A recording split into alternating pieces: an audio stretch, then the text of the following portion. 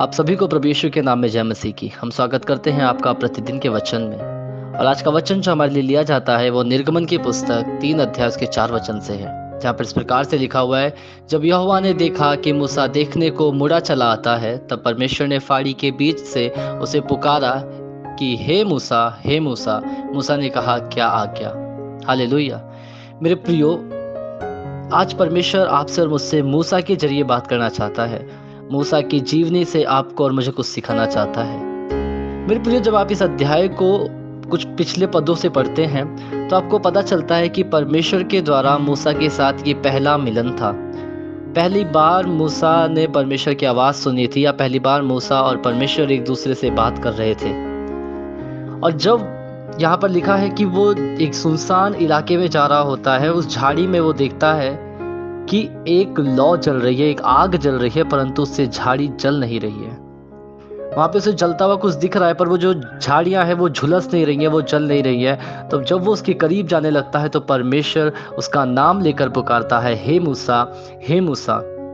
और मेरे प्रियो, यहाँ पर सबसे अनुभव करने वाली बात यह है कि मूसा वहाँ पर परमेश्वर की आवाज़ को पहचान जाता है। वो सुन पाता है परमेश्वर की आवाज़ को। मेरे प्रियो, जरा सोचो कि आप अगर एक ऐसे सुनसान इलाके से जा रहे हो और अचानक से आपकी आवाज़ है ऐसी जो आपको आपके नाम लेकर पुकारता हो, तो आप डर जाएंगे। मेरे प्रियो, मैं डर जाऊंगा, मैं घबरा जाऊंगा। मैं अपनी शक्तियों का इस्तेमाल करके उस पर वार करना शुरू कर दूंगा कि ऐसे सुनसान इलाके में कौन है। परंतु मेरे प्रियो, मूसा ने परमेश्वर की आवाज़ को पहचाना। उस सुनसान इलाके में उसने परमेश्वर की आवाज़ को पहचाना।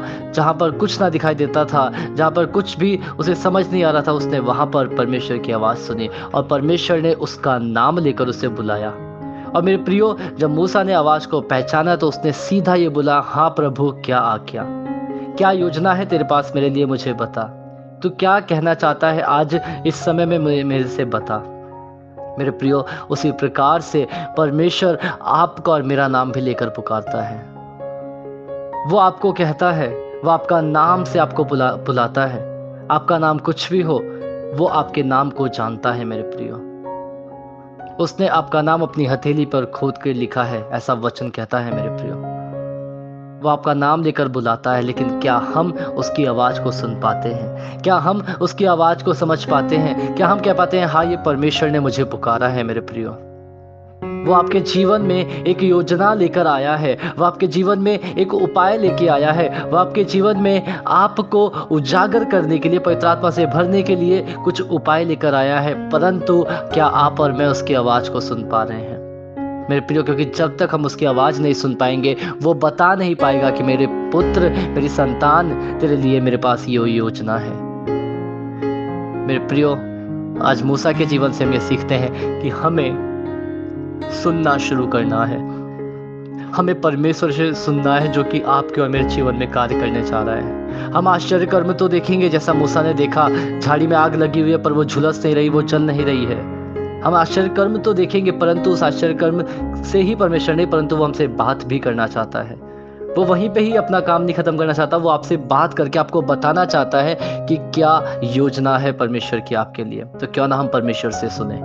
आइए हम प्रार्थना करें। धन्यवाद प्रभु यीशु, धन्यवाद करते सुंदर समय के लिए प्रभु, जो आपने हमारे जीवन में दिया। सच में प्रभु, तेरा वचन सामर्थी है। जो लोग इस वचन को सुनते, पढ़ते, मनन करते हैं, आप उन्हें आशीषित कर प्रभु।